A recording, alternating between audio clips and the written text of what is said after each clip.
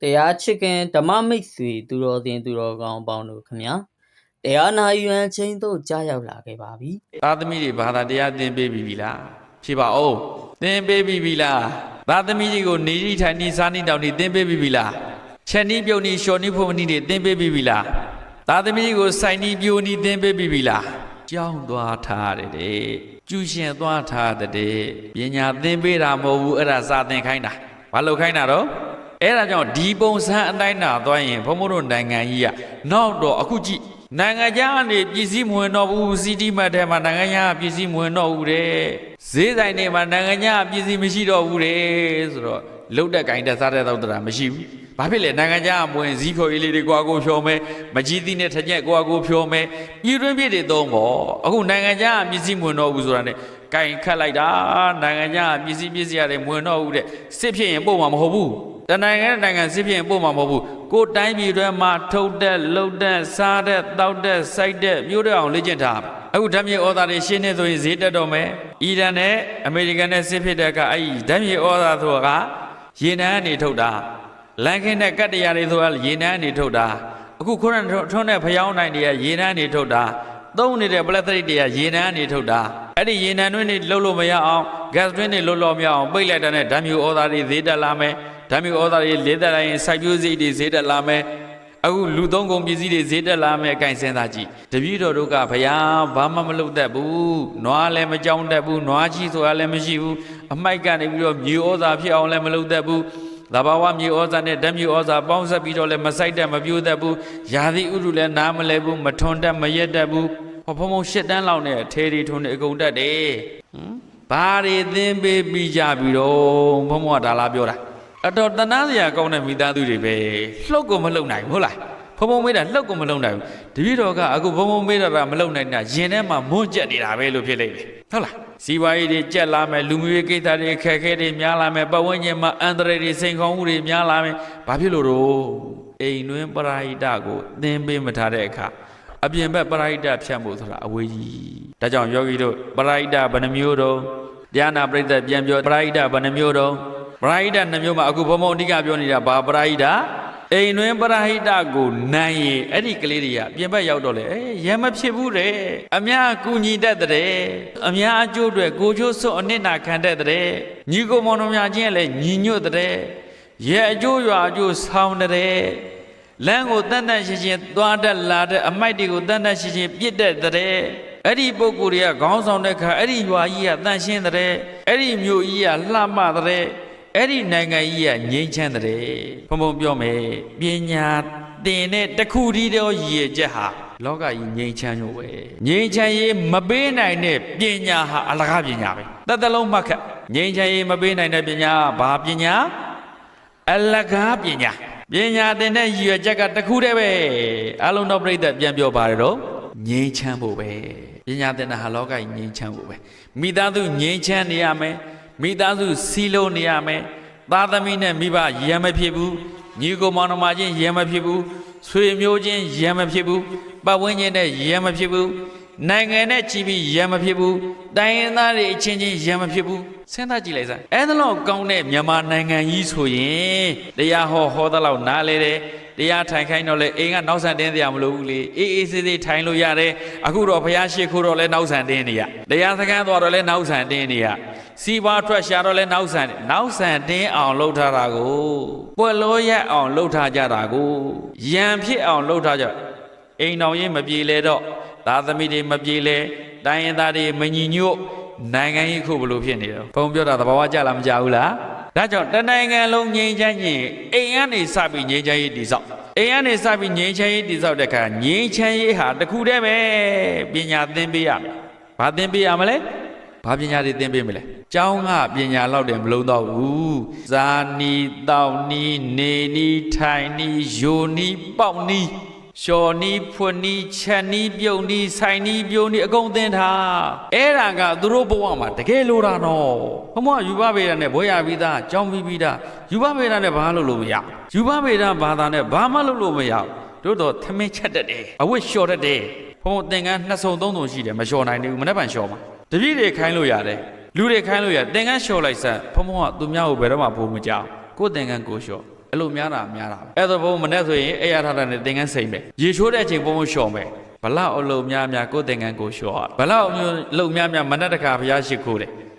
ညတခါဘုရားရှိခိုးတယ်ဟောပရိဝေထဓမ္မသက်ကြာတနေ့တနာရီချိန်ယူတော့ဆရဏလုပ်ငန်းလုပ်တယ်ဟုတ်ပြီလားအသက်တရဲ့တအကုန်လုံးဌာနပြုတာအကုန်လုံးသတိထားအခုဆိုဘုံခန့်ရှုပ်နေတော့ခီးရတော့ဆောက်ဆက်ဒါမှမဟုတ်တန်ရှင်းတွေပါလေလို့အဲ့ဒါကြောင့်စဉ်းစားယောဂီတို့ဘုံတရားအနှစ်ချုပ်ပါမယ်လောကမှာပရာဟိတ2မျိုးရှိတယ်ပရာဟိတဘယ်နှမျိုးရှိတော့ဘာပရာဟိတအိမ်တွင်ပရာဟိတနဲ့ပြင်ပပရာဟိတပရာဟိတလုတ်တဲ့ရွေချက်ကလောကကိုအလှဆင်ဖို့ပရာဟိတလုတ်တဲ့ရွေချက်ကဘာတော့လောကကိုလှဆင်တဲ့နေရာမှာလောကကြီးတကယ်တမ်းလှစေတာဟာငြိမ်းချမ်းရေးပဲမြန်မာပြည်စစ်ပွဲတွေမရှိဘူးဗျာလက်နဲ့ကင်ထားတဲ့သူတွေမရှိဘူးဗျာရန်ဖြစ်တဲ့သူတွေမရှိဘူးဗျာစဉ်းစားကြည့်လိုက်တော့တိုင်းပြည်ဘလောက်ချမ်းသာနေလိုက်ဟုတ်တယ်မလားလူတဲ့ရက်တဲ့သူတွေခိုးတဲ့ဟွက်တဲ့သူတွေတတ်တဲ့ဖြတ်တဲ့သူတွေမတရားကျင့်တဲ့သူတွေမရှိဘူးဗျာအဲ့လိုမျိုးတိုင်းပြည်လိုချင်တာအဲ့ဒါမှတကယ်ပညာတတ်တဲ့တိုင်းပြည်အခုမြန်မာပြည်ကပညာမတတ်လို့ရန်ဖြစ်နေကြပညာတကယ်တတ်ရင်လက်နဲ့ကင်တရားမလို့ဘူးဘယ်သူမှကင်တရားမလို့ဘူးဟုတ်လားစကြမင်းလက်ထက်ဆိုမေတ္တာတရားနဲ့အုပ်ချုပ်တာငါးပါးသီလဥပဒေပဲဘယ်သူမှရံမဖြစ်ဘူးတနိုင်ငံလုံးလူတာရက်တာခိုးတာဝတ်တာမရှိဘူးစားစရာတောက်စရာနေစရာထိုင်တာဘာမှပူစရာမလိုဘူးကိုယ်ပိုနေသူများခွဲပေးတယ်သူများပိုနေနောက်တစ်ယောက်ခွဲပေးတယ်လူတာရက်တာခိုးတာဝတ်တာလည်းမရှိဘူးအတားငြိမ်းချမ်းတာအဲ့ဒါပညာဆိုတာဒါပဲဒါကြောင့်ပညာသင်တဲ့ရည်ရွယ်ချက်ကဘာဖြစ်သေးလို့တော့ငြိမ်းချမ်းစေဖို့ပဲလောကကြီးလည်းပညာတတ်ငြိမ်းချမ်းတယ်လောကုတ္တရာပညာတွေတက်တဲ့အခါငြိမ်းချမ်းရေးအစစ်ဖြစ်တဲ့နိဗ္ဗာန်တိုင်းပြီးဝင်ဆန်တယ်ဆိုတော့ဟောသင်္ခါရလောကလို့တဲ့ယုတ်ဒုက္ခနံဒုက္ခသင်္ခါရဒုက္ခတွေအပိတိုင်ငြိမ်းသွားတာလေမဲ့ပညာဖို့ပညာလို့ခေါ်တဲ့အမြင့်ဆုံးသောပညာတွေတက်လို့တခါတည်းမှာခဲ့မယ်ပညာသင်ရတဲ့ရည်ရွယ်ချက်ကတစ်ခုတည်းပဲအလုံးပြောပါတော့ငြိမ်းချမ်းဖို့လောကကြီးမငြိမ်းချမ်းတာပညာမတက်လို့အမေရိကန်ပညာတက်တယ်လို့ပြောလို့မရဘူးစာတက်တယ်နည်းပညာတွေတက်တယ်မငြိမ်းချမ်းဘူးသူ့နိုင်ငံတွင်းလည်းမငြိမ်းချမ်းဘူးကဘာလည်းပတ်ပြီးရန်ရှားနေတာတရုတ်တို့ဘုံတို့အများကြီးပညာတက်တယ်သူ့နိုင်ငံလည်းမငြိမ်းချမ်းဘူးကဘာလည်းပြက်ပြီးတော့ပြဿနာတွေရှားနေတာဒါတော့ဘုံတို့စဉ်းစားကြည့်အဲ့ဒါလို့တက်ထားတဲ့ပညာတွေကလောကအလှဆင်နိုင်တာဟုတ်သလားဒါကြောင့်လောကအလှဆင်နိုင်ဖို့ဆိုရင်တကယ့်ကိုငြိမ်းချမ်းရရအောင်လှုပ်ဆွမ်းနိုင်စမ်းရှိတဲ့ပညာတွေသင်ပေးထားတက်မြောက်ထားဖို့အရေးကြီးလိုအပ်ပါတယ်ဆိုတာတိုက်တွန်းရင်းနဲ့ဒီနေ့မိမိအိမ်ကနေစပြီးလောကကိုအလှဆင်ကြပါမိမိအိမ်မှာလောကကိုအလှဆင်တာဟာဇာရိတ္တသီလမိဘကောင်းနေဖြစ်တဲ့ဆိုရင်မိဘကျင့်ဝတ်ကြည်တယ်သားသမီးကောင်းနေဖြစ်ရင်သားသမီးကျင့်ဝတ်ကြည်တယ်ဆရာကောင်းနေဖြစ်ရင်ဆရာကျင့်ဝတ်ကြည်တယ်တပည့်ကောင်းနေဖြစ်တော့တပည့်ကျင့်ဝတ်ကြည်တယ်လင်ကောင်းဖြစ်တော့လင်ကျင့်ဝတ်ကြည်တယ်မယားကောင်းဖြစ်တော့မယားကျင့်ဝတ်ကြည်တယ်ခေါင်းဆောင်ကောင်းဖြစ်တော့ခေါင်းဆောင်ကျင့်ဝတ်ကြည်တယ်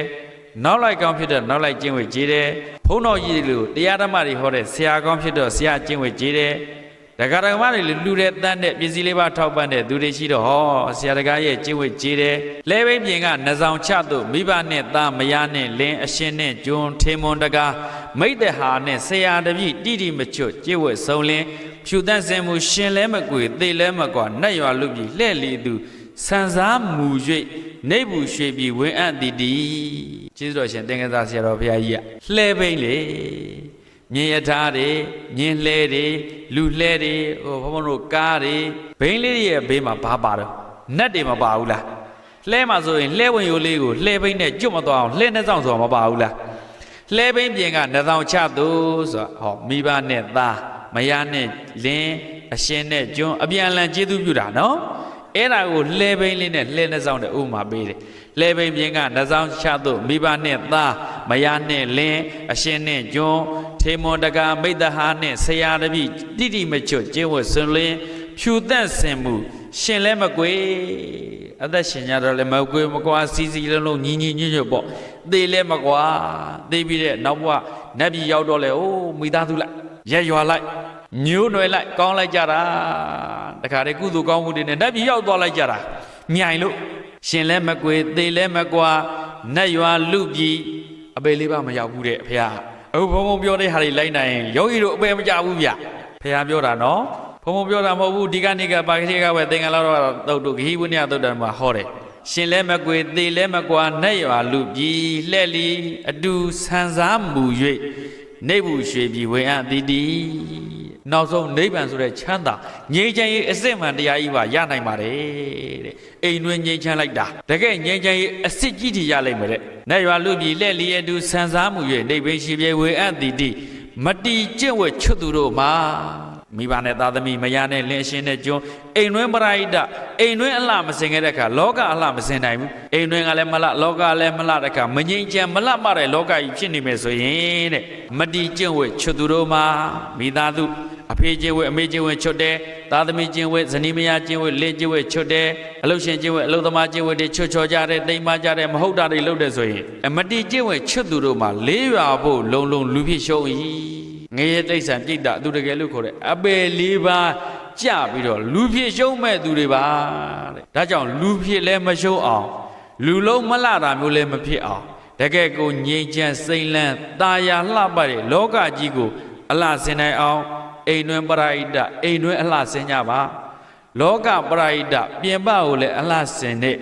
အလှဆင်နိုင်ကြတဲ့သူတော်ကောင်းလူလိမ္မာပညာရှိတွေဖြစ်နိုင်ကြပြီလေဒါနသီလဘာဝနာအလုပ်တွေကိုစတဲ့တို့ကြိုးပမ်းအားထုတ်နိုင်ကြတဲ့သူတော်ကောင်းများဖြစ်ကြပါစေကုန်သတည်းတရားဟောကြားပေးပါတော့ကျေးဇူးရှင်ဆရာတော်နဲ့တကွာတရားနာယူပေးကြပါတော့တရားချစ်ခင်ဓမ္မမိတ်ဆွေသူတော်စင်သူတော်ကောင်းအပေါင်းတို့လည်းကျမ်းမာကြပါစေချမ်းသာကြပါစေဘေးရန်ခတ်သိမ်းကင်းဝေးကြပါစေဒုက္ခခတ်သိမ်းကင်းဝေးကြပါစေနှလုံးစိတ်ဝမ်းအေးချမ်းကြပါစေ